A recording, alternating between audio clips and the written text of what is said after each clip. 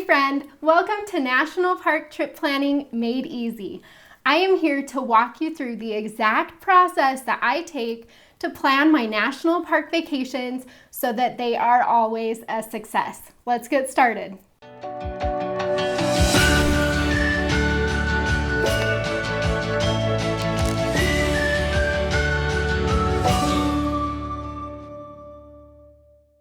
Okay, we are here talking about national park trip planning.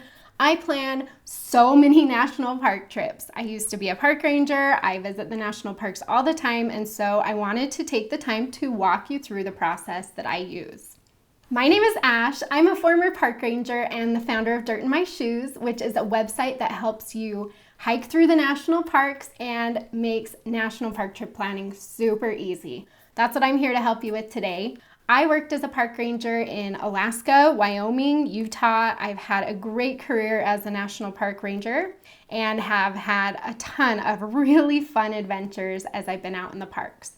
So you can see that I've taken a few different roles. I've worked in interpretation, which is the park rangers that typically do the evening programs and the guided hikes. I've worked as a backcountry ranger, so I've done more hiking patrols, trail patrols, backcountry camping. I've also worked in a national park that was primarily water, and so that's really fun. Spent a lot of time out on a boat, kayak, having just a lot of really fun adventures. So that's me. This is my family. I am married to my husband, John, and we have two really cute little boys that we travel around the national parks with. We did live in our RV for 3 years as we traveled around the national parks, but we still, even though we're not full-time RVing anymore, we're still in the parks all the time. Okay, so for national park trip planning, I'm going to walk you through 5 steps right now. And the first step, we're going to talk about how to pick your park. Step 2, choosing the best time to visit. Step 3, deciding what you want to do. Step 4, booking your lodging. And step 5, checking for updates. So that's the process that I use every time I'm planning a national park trip. It makes it really great because that way you're visiting the park that you should visit at the right time of year, first of all, but you're also planning far enough ahead that you're able to get the lodging and the camping reservations, the things that a lot of people miss out on just because they're not thinking through the process or they're not aware that they're going to need to plan ahead. So you're one step ahead of the curve here by learning this process and working through this process, and I know it's going to help you immensely as you visit the national parks. Okay, so step 1 is all about choosing a park, and I thought I would put up some of my favorite suggestions here. So as you'll see, I put the top 10 most visited national parks. These are the super popular ones that everyone wants to see. And so there's nothing wrong with wanting to see these ones. You'll just want to be aware that if you're going to a really busy park, a little bit of extra planning and preparation on your part will make a massive difference. So you'll also notice I put a few stars here next to Zion and Glacier. These ones, to me, feel really, really busy. And all of these parks, truthfully, all of these parks have 3+ million visitors per year. Great Smoky Mountains sees upwards of 14 million visitors a year. So, there are just millions of people in these parks. But the thing about Zion and Glacier is those ones to me do feel a little bit more difficult to find solitude. They typically do feel like they have millions of people in them. So do just keep that in mind. Again, I love these national parks. I definitely recommend you visit them, but I would put in some extra preparation if you're going to visit those parks. I have a few lists here of some of my favorite parks for mountain hiking, my favorite parks for desert hiking. This whole list over here about lesser known or smaller crowds. These parks are great national parks if you're looking for alternatives and are not wanting a really busy experience. I have had some incredible adventures in these lesser known, smaller crowd national parks. A few more options here. Some best winter parks. These are parks that you might want to go to if you don't want to be cold or that their peak season is during the winter, and so that's when you'll want to be there anyway. But I do love traveling to national parks in the winter. I've got some that are great for toddlers, if you have young kids, those are really hard ages sometimes to manage kids outdoors. And so these parks are some of my favorites for exploring around without feeling like you're just like constantly having to grab your kid off from walking off the ledge or something, So those are my recommendations for that. There are some fantastic national monuments. And so if you want to go to places that stay a little bit quieter, you'll find more solitude, less crowds, not as many people visit the monuments as the parks in most cases. So these are some really great options, some of my favorites. And then if you're looking for something totally unique, something that you won't really see anywhere else, then I definitely recommend checking out some of these parks with my favorite unique features that are just super cool and will take your breath away. There are so many great national parks to choose from. And in fact, you really can't go wrong, because you may visit a park, you may decide, this isn't my cup of tea, or this isn't something that I usually like to do. But there's always something cool to do. There's always some neat things to learn. You'll see something different that you may have no experience with or have never seen before. And so I do encourage you to kind of step out of the main, most visited national parks and choose maybe a few other ones that you haven't heard of or that you haven't planned on visiting. It really is a fun adventure to just pick a national park and go. So once you pick which national park you want to visit in step 1, it's time to move on to step 2, which is to determine when is the best time to visit this national park. Most national parks have what's known as a peak season, a shoulder season, and an off season. So your peak season is when pretty much everything is open. It's when the weather is typically the nicest, but that's also when you will find the most crowds usually. The shoulder season is the time that goes around the peak season, so a little bit earlier or later than peak season. And at this time, things might be open, they might be closed, the weather might cooperate, it might not. And so you are taking a little bit of a risk traveling in the shoulder season, just because weather typically is the biggest factor in this, whether things are open or closed. If the park gets an early snow, things might close down sooner. They also often close down roads in anticipation of winter, and a lot of times they'll do big, hard, construction closures before the winter hits. So those are things to keep in mind if you're visiting the shoulder season. Crowd levels typically are lower in the shoulder season, and usually, I've had pretty good luck still being able to do most things. So again, your timing is pretty important, but the weather will play a factor in that, and that's just the risk that you take if you want to try to visit the park with lower crowds. During your off season in the national parks, that's when you'll find that a lot of the roads, lodges, campgrounds, trailheads are closed. Crowd levels are usually extremely low because a lot of things are closed. But what's cool about that is you'll typically get a really unique experience in the national parks, because you'll be doing activities that are different than what you would do in the peak season. So it does give you a really cool opportunity to see the parks in a different way. Okay, so I wanted to give you a few examples of what the best time to visit a national park can look like, and how to determine the things that you'll need to take into account as you're deciding when you want to visit this park. So my first example is Death Valley National Park versus Sequoia Kings. And these parks are separated by less than 100 miles. They're super close together, but they literally could not be more different. So you'll see here on the map, here we have Death Valley, here we have Sequoia Kings. Super close, but what this map doesn't show you is that there is a giant mountain range that goes right up through here, making the ecosystem and the landscape of these parks just extremely different. And so that's what can be hard when you're planning a national park trip. You're looking at a map.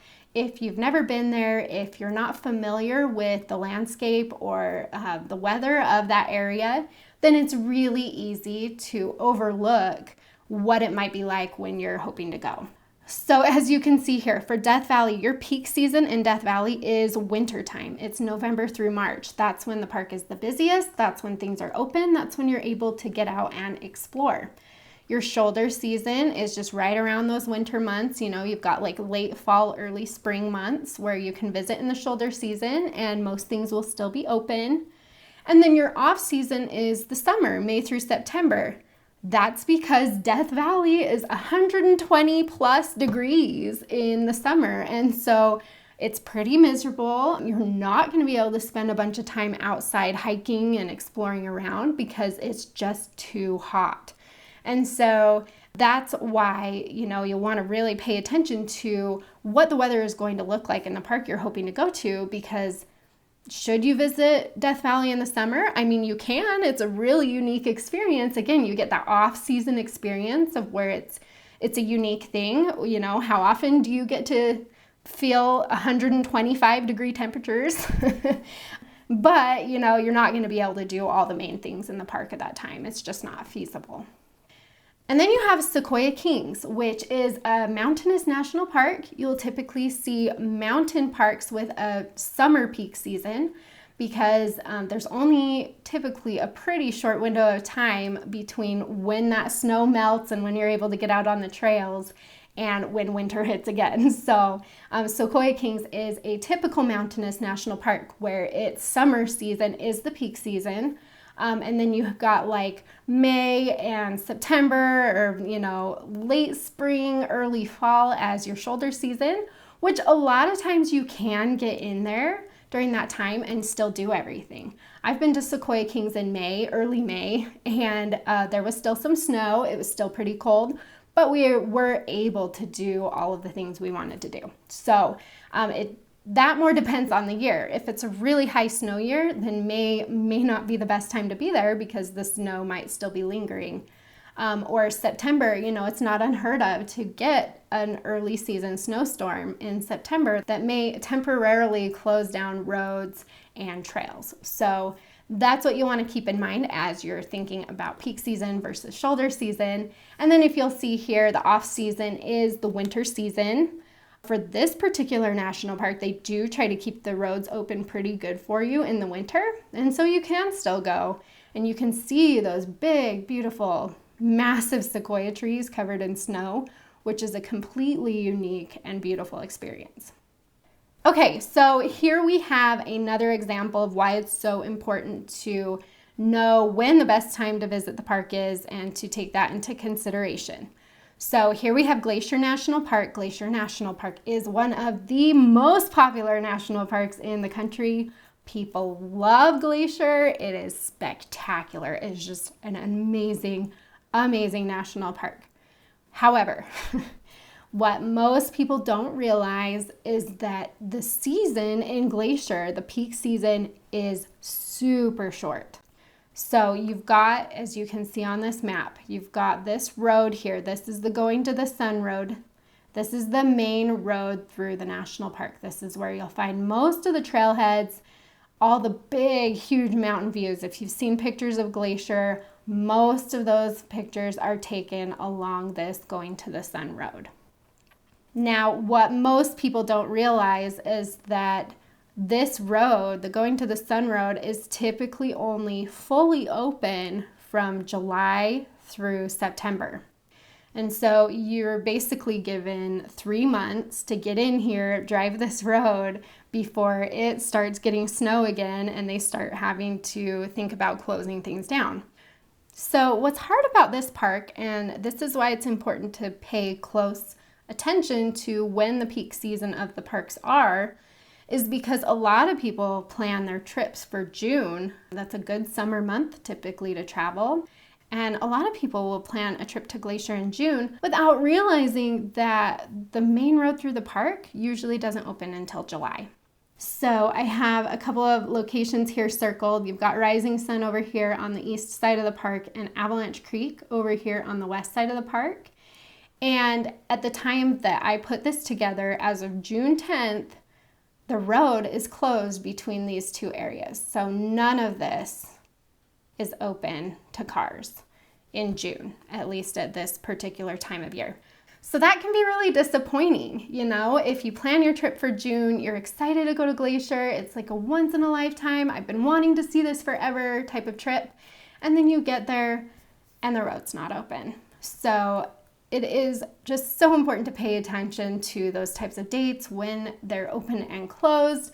what will be available to you depending on which month you visit. If you click over to dirtinmyshoes.com, I've got articles that outline the best times to visit a lot of these bigger national parks. And I actually have it broken down by month. And so you can take a look, you can see, I want to visit Glacier in June. You can look up June in Glacier National Park on my best time to visit post. And I will tell you, the Going to the Sun Road isn't fully open. This lodge isn't open. This campground isn't open. This is open. This is what you can do during this time, and then it helps you to make a better decision on when you actually want to go, depending on what you're hoping to get to while you're there. Okay, so once we've picked our park, once we've determined when we want to visit that park, it's then time to determine which activities you want to complete while you're there. And you don't need to have a set list. It doesn't need to be, we're going to do this, this, this, this, and this, and there's, no room for flexibility or anything.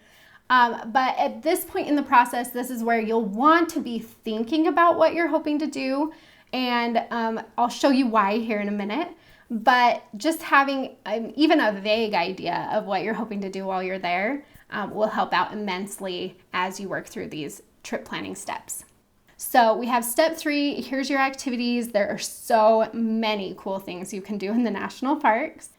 This one is in Canyonlands. You can go jeeping, hiking in Channel Islands, wildlife watching in Theodore Roosevelt. This is kayaking in Glacier and biking in Cuyahoga Valley. So many fun things you can do in the national parks.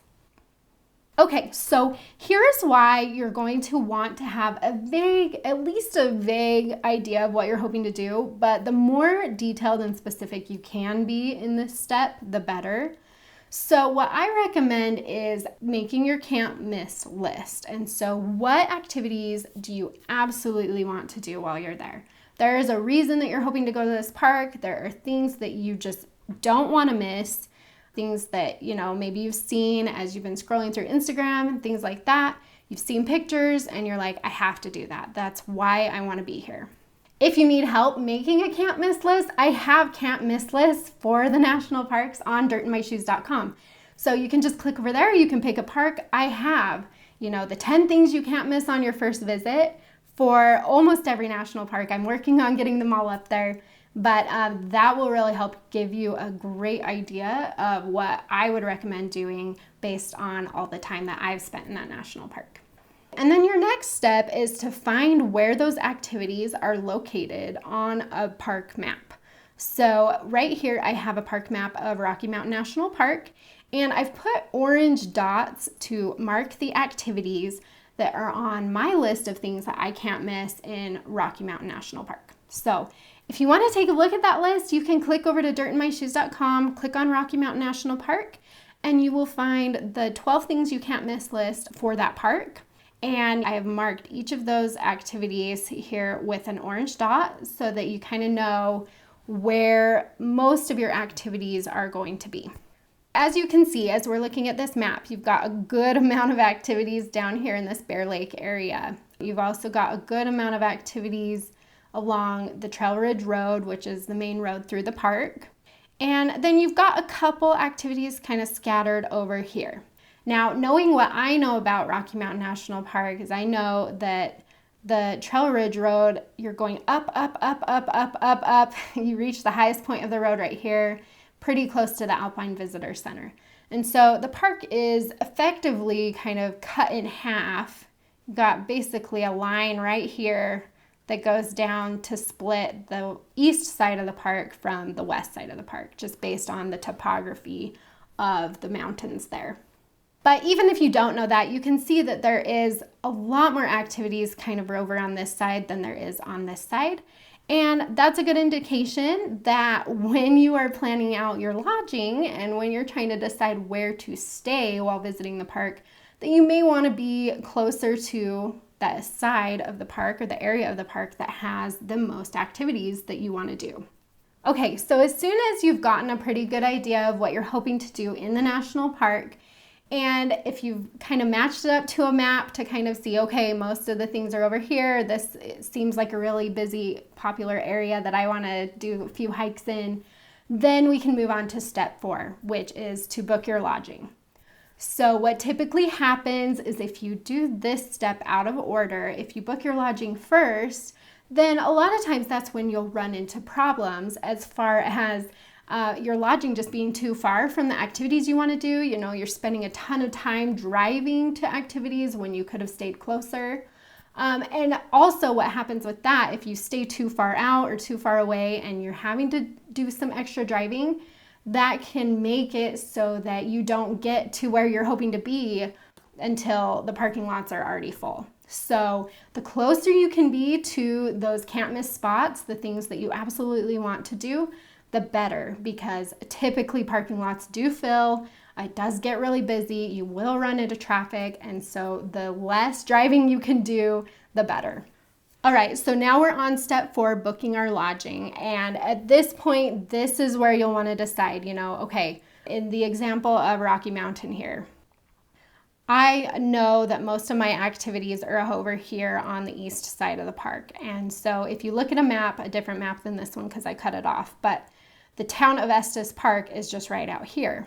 And Estes Park is extremely convenient for getting to the Bear Lake area and the Trail Ridge Road area. And so that is probably where you'd want to start looking.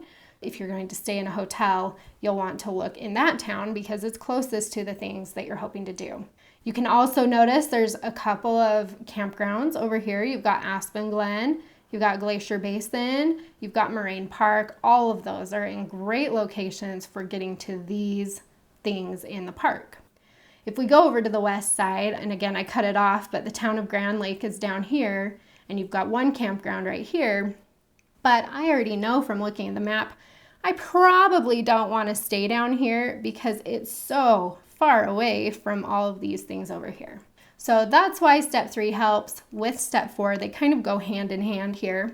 But basically, once you look at the map and you're going to decide, do I want to camp or do I want to stay in a hotel? So let's talk through kind of how to make sure that you can book the lodging that you want based on whether you're camping or staying in a lodge. Okay, so camping has actually changed a lot in the last few years. The process has changed a lot for many national parks. And so camping now mostly is reserve only, especially for those bigger parks. And so if you're going to make a reservation to go camping, typically you need to do that 6 months in advance. It will vary from park to park, but in general, it's usually about 6 months in advance. And the place where people make the biggest mistake with camping is not being online exactly when their campsite's open that 6 months in advance. If you're not there right when they open for many, many national parks, you won't get anything. Some of those campsites go literally in 2 seconds. And when I was trying to get campsites for Glacier this past year, I had to try 5 days in a row before I was able to get anything. So it does get so competitive. If there's only one thing you learn from this video, it is that if you're hoping to camp in a national park, you need to be on the site, ready to reserve, ready to hit that book now button exactly when those campsites open up for the season. A couple other things you'll want to note is that if you're in RV, length limits can be very confusing. So just make sure that you're looking through, and if you're picking a campsite, make sure you're picking a campsite that can fit your RV and can fit your vehicle. That's a big problem in the national parks. A lot of the length limits are really short. It's hard to get bigger RVs back in there, and so you'll need to pay really close attention to that. RV sites are also the most competitive because there's just typically not as many sites that can accommodate vehicles of a longer length. So keep that in mind. And the last thing you'll want to know about camping right now is that you'll want to try to stay in the park if you can. Usually that makes a huge difference. Sometimes you will find campsites in the park or campgrounds in the park that are further away from the main sites of the park. And so you will, again, just consult the map for that national park and make sure that the campground that you are picking is in a good central location, because that will help a ton. That will help a lot with getting to the can't miss sites earlier and faster than everybody else. It will make sure you can get parking and that you don't have to drive as far. It also helps a ton If the national park that you're visiting decides to put some type of entrance reservation in place, which has happened a lot in the past couple of years. So when I talk about entrance reservation, I'm talking about some of these busier national parks that are requiring you to actually have a reservation to enter the park. So that includes, as of the time of recording, that includes Arches National Park is doing that, Glacier National Park is doing that, Yosemite National Park is doing that. And so what's happening is people are having to get these extra reservations to even just be able to get into the park, and those have gotten extremely competitive. Now, in all of those parks that require those extra reservations, you don't have to get an extra reservation if you are staying in the park, if you already have a reservation for camping or lodging.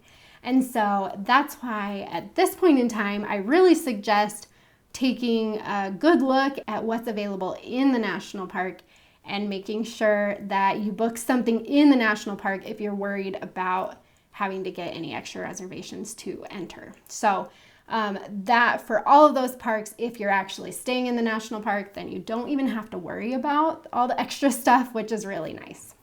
Okay, and then moving on to if you're hoping to stay in a hotel. Isn't this gorgeous? This is in Glacier. That's the mini Glacier Hotel. So pretty. So typically if you're wanting to stay in the park in a hotel, the reservations are released 12 to 13 months in advance.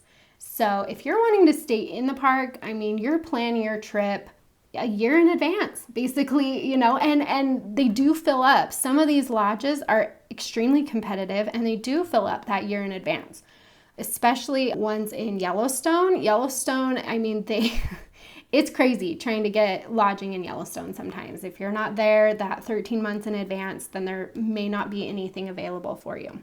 Mini Glacier in Glacier, that one fills up really early. El Tovar in the Grand Canyon, that one fills up really early. And so if you're hoping to stay in some of these lodges that are just so picturesque and beautiful and popular, just note that you will want to try to get those reservations at least a year in advance. I do recommend trying to stay in the park, again, if you can. Same as camping, you're closer to everything, but then also your lodge reservation or your hotel reservation will count if the park decides to implement an entrance reservation. And so that's just an extra perk. You just don't have to, it's one less thing to worry about. And you get to stay somewhere really cool. The last thing you'll want to note is to be careful if you do decide to book a place outside of the park. Some towns will say that they are a gateway town to the national park, but they can still be a really long drive from the main sites. And so, you could book something there thinking, oh yeah, a lot of people stay here while visiting this park, but then you're still not very close to anything that you actually want to do. A good example of this is Cody, Wyoming, which is outside of Yellowstone National Park. Cody, Wyoming is a super cool town. It's like your quintessential Western town. You've got rodeos, you've got really cool museums, you've got your main street that looks like an old West town that has fun shops and souvenirs and things like that. So Cody, the town, I love. I think it's great. And a lot of people know Cody, Wyoming as a gateway to Yellowstone National Park. But here's the problem. Cody, Wyoming is like an hour and a half to 2 hours from anything of note that you'll want to do in Yellowstone. So if you book your lodging in Cody and then you're planning on traveling into Yellowstone, you just added, 3 to 4 hours round trip of extra driving to your day versus just staying in the park. So that's why I just caution you to be careful as you're looking at a map and as you're trying to decide. Nobody wants to drive that much. It's a ton of driving. A lot of people don't realize that Yellowstone itself is a ton of driving. So even if you're staying in Yellowstone, you're still often doing a lot of driving. And so, you need to get yourself as close to those main sites in the park as you can so that you're not adding 3 or 4 extra hours of driving each day. So keep that in mind as you book your lodging. But again, it really helps to kind of plan out, as we talked about in step 3, plan out your activities and have a decent idea of where you're going to spend, most of your time in the national park before you actually book your lodging. It just makes for a smoother vacation and less time in the car, which I know when you're with your family, if you have little kids or grumpy teenagers, you don't want to be spending extra hours in the car. You want to be out hiking, seeing the sights, having fun together, and making memories. Okay, so you've picked your park. You've determined when you're going to visit that park. You've determined what you want to do while you visit that park and where you're going to stay while you're visiting that national park. Now, that's pretty much your vacation right there. That's a pretty solid vacation plan. So step 5 is checking for updates. And this is actually something that you'll want to do not only at the end of your trip planning process, but also I would recommend kind of trying to get an idea of what the park is going to look like before you really solidify some of your other plans. So I might add this one also, do this first and then start with step 1 and then do it again at the end. So as you're checking for updates in the national parks, this may be the most important thing that you do as you're leading up to your trip. What you're going to want to look for is, are they doing a special construction project in this park? Are they going to be closing down roads to do things? Are they going to be, doing trail work on a trail that I really, really want to do, so you're looking for things like that. Sometimes you'll be able to find these things out before you make your lodging reservations, kind of that year in advance, but oftentimes not. Oftentimes we won't see any updates for the national parks for the upcoming season until, 4 to 5 months in advance. And so that can make it really hard, if you have your trip planned, you've planned everything out and you're ready to go. And then, a few months before you go, they announce, actually, we're going to close down this part of the park or this trail. That can be really frustrating, but typically if it's going to be a really large closure, they will try to announce it as much in advance as possible. One example of this is Yosemite. So this year they closed down the Glacier Point Road, which is a very popular road in Yosemite. They're doing a lot of work on it. It will be really great once it's done. But for the entire year, they've closed down this road. And I've known about this closure well in advance. I've made sure that my audience knows. I've made sure that people who are using my Yosemite itinerary has known about this closure because Yosemite did announce it far in advance. So that was really nice of Yosemite. That's really great. What that allowed me to do was actually keep up on that closure and write an alternative schedule for people so that they can still use an itinerary from Dirt in My Shoes and have a lot of really great activities despite the fact that this main road is closed this year. So that's best case scenario. Worst case scenario is when you've got your trip all planned. Maybe you've planned your trip to Yellowstone and you're so excited for it and you're ready to go, and then the park has massive flooding and they have to close down the whole park for a few days, which did happen this year. And so those types of things, you really can't control. And so you're just doing the best you can with your trip planning and hoping that you're going to be able to do everything that you want to do. Another less dramatic example would be, in Glacier National Park this year, they decided to use a timed entry system where you do need a reservation to drive along the Going to the Sun Road. And they announced details of that around February or so, thinking that it was going to start, they were going to start getting reservations going in June. So, that gave us a couple of months to know kind of what the process was going to look like. You did have to start making your reservations pretty early after they announced it, but at least they gave us a little bit of advance notice on that. Okay, so for step 5, I just suggest checking the park's website and their social media often. Some parks are better at updating their social media than others, but if you go to the nps.gov website for that national park, then they'll usually have an alerts bar up on the top where you'll be able to see kind of what's closed and what's going on there.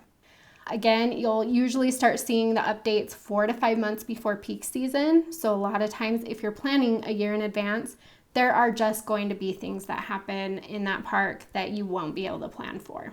And then you'll also want to note that things are constantly changing. And so things can close last minute, often flooding, fires, construction projects, things like that. Sometimes a lot of those details change and can be constantly kind of a fluid thing. And so you'll need to go being flexible and also continuously checking for those updates so that you know what's happening. Checking for updates in the national parks is probably the least fun thing to do when planning your national park vacation. And so if you want help with that, I do it all. I will keep track of all this. I make sure that I know exactly what's happening so that you can know exactly what's happening. And then I provide instructions for how to navigate those closures and those changes. So if you're looking for my help on that, you can get a Dirt in My Shoes itinerary, and I will take care of all of the checking for updates for you so you don't even have to worry about it. But if you want to do it yourself, or if you're going to a smaller national park, then I definitely recommend checking the park website and the social media channels as you get closer to your park vacation. Okay, and that is the process that I use to plan a national park trip. It makes your national park trip planning so easy if you just follow those steps, and that way you're thinking through everything, you're not leaving anything out, you're making sure that you're covering all your bases so that you can just show up and have an incredible national park trip with your family. If you have any questions about this process, or you're wanting some specific questions answered about an individual national park, please go to dirtinmyshoes.com. There you can contact me. You can find all sorts of articles walking you through the entire trip planning process.